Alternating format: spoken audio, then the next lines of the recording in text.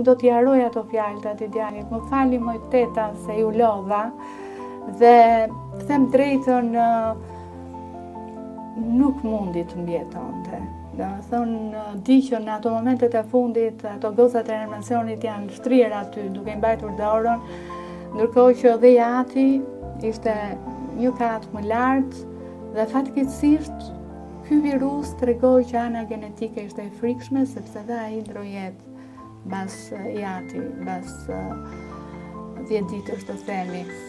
Dhe di që mbas një 2-3 javësh ndofta isha në oborin e spitalit dhe shoh një vajzë të re e veshur me të zeza që më ndalon dhe më thot doktoresh Alma, po i them, unë jam motra e atij djalit që ndroi jetë dhe dua t'ju them që ju që i mbajtët dorën, vllajt ton momentit e fundit jeni motrat tona.